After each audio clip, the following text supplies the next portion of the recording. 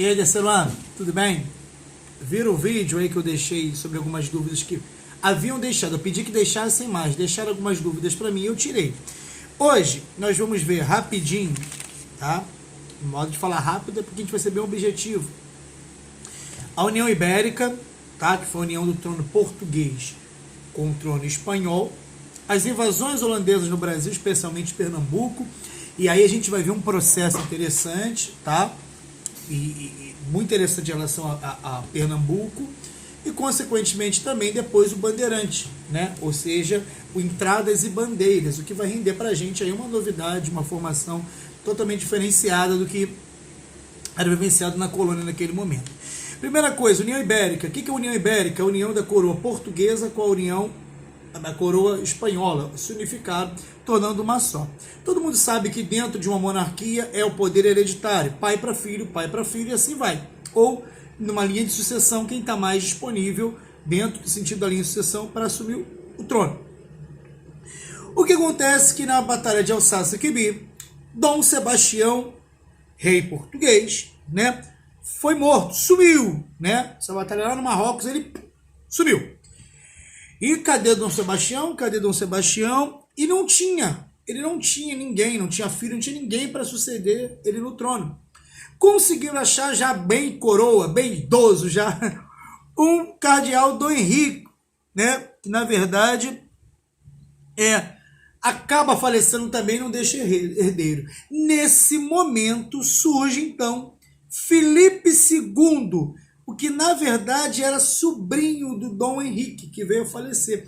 Então ele era espanhol, então automaticamente por uma linha de sucessão, o trono cai no colo do espanhol Dom Henrique, que nesse momento assume o poder tanto de Portugal quanto de Espanha, estabelecendo aí o que nós chamamos de União Ibérica, União das Coroas Ibéricas.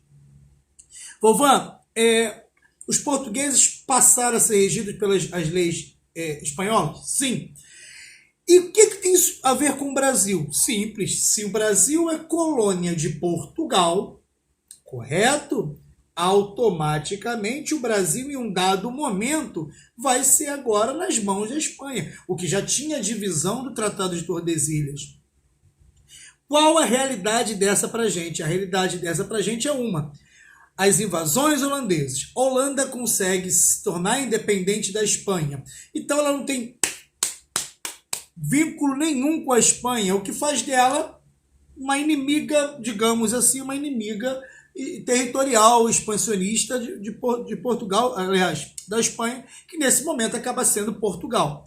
E o que acontece é que ela invade Pernambuco. A Holanda pega, invade Pernambuco, e a partir disso existe uma diferença gigantesca, de tratamento colonial no Brasil. Primeiro, a começar que em Pernambuco, o tratamento holandês em relação aos colonos é muito mais vantajoso aos colonos, que encontram na Holanda, especialmente na figura de Maurício Nassau, né? Maurício de Nassau, o cara que naquele momento vai estabelecer para eles um contato tanto que eles queriam. E aí vamos lá. Só para ter uma noção, ele chega em 1637 a Pernambuco, ele estabelece ali, ele reorganiza a sociedade, a economia que funcionava ali, é importante lembrar e levar em consideração. Ele pega pessoas ferradas de grana e concede empréstimo. Ele dá a liberdade religiosa, ou seja, ninguém precisa exercer automaticamente o catolicismo, você fica livre. É claro que é muito difícil não ter o catolicismo, uma vez que boa parte já estava empregado. Em compensação, tinha galera muçulmana também. Então ele estabelece, por exemplo, tinha muçulmano, tinha judeus, né?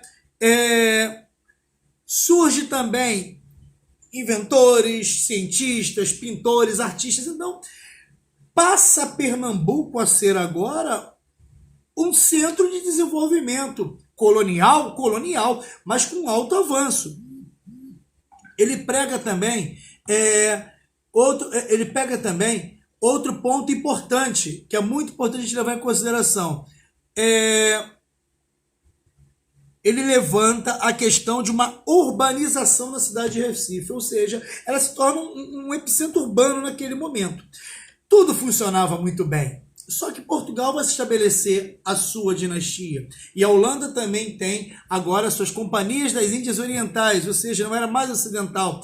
E Maurício Nassau acaba sendo acusado, inclusive, de corrupção. Na verdade, não foi bem assim. O que aconteceu é Nassau mete o pé, expulso praticamente pela coroa holandesa, e essa relação social começa a ficar muito mais agressiva. O que passa a ser agressiva? Porque naquele momento a sociedade percebe que a figura de Nassau era mais forte que a figura da Holanda. O cumprimento, na verdade, ali era com Nassau. E o que vai gerar, por exemplo, a insurreição pernambucana, uma vez que as medidas de Nassau começam a voltar atrás, não por Nassau, e sim pela Holanda. E aí Pernambuco começa a ter seus problemas. Mas durante o governo Maurício de Nassau, teve um desenvolvimento, teve um avanço, teve empréstimos, teve concessão de terra, teve segurança da região, teve diversos e outros fatores que se fizeram presente naquele momento e fizeram uma diferença muito grande. Leva-se em consideração que o único problema que a nação não conseguiu resolver, aliás, ninguém, só depois, no final mesmo, foi o Quilombo dos Palmares, que acabou depois, mas ainda que acabou, balançou muito as estruturas coloniais. Fora isso, o governo dele atingiu um ápice legal. Vem também, a partir disso, os chamados Conselho Ultramarino, que na verdade que eram cargos que vão ser criados dentro do Brasil para poder estabelecer um controle maior. Eles entendem que a colônia está crescendo, e esse crescimento da colônia assusta por um pedido, inclusive, talvez, de uma independência. Então isso é muito assustador. Isso a gente vai voltar aqui mais um pouquinho depois. É outro ponto também, a gente volta no Nordeste depois para falar sobre isso aqui. Mas no primeiro momento, entendam essa questão do compromisso com o Nassau e o descompromisso com a Holanda. E o motivo da Holanda, inclusive, invadir o Brasil também. O que gera também as expedições nesse momento para dentro, não olhe mais o litoral, preciso ir para dentro. Surgem as figuras dos bandeirantes, que eram organizações particulares que você contratava ou para capturar índio, ou para capturar escravo fujão, novas terras, novos produtos de comércio, e assim o Brasil começa a ter um processo de interiorização. E essas buscas, inclusive, de metais preciosos, buscas de escravos fujões, buscas de índio, faz com que tenham muito do interiorização da colônia, o que também vai ter muita briga entre os bandeirantes e os jesuítas. Os jesuítas queriam o índio livre do ponto de vista de catequização, e os bandeirantes queriam capturar para voltar com alguns índios, inclusive para venda de escravo, inclusive para mão de obra, e por aí vai. Então houve um conflito de interesses dos bandeirantes e dos jesuítas, e também de um processo de interiorização da colônia. Tá bom, meus queridos? Dá uma lida nesse módulo 7 aí, que a gente também está gravando já 8. O módulo 7, a espinha dorsal, é isso. As informações aleatórias e segmentadas. Por favor, botem embaixo as dúvidas, que a gente vai fazer também outros vídeos sobre esse. Tá bom? Beijos!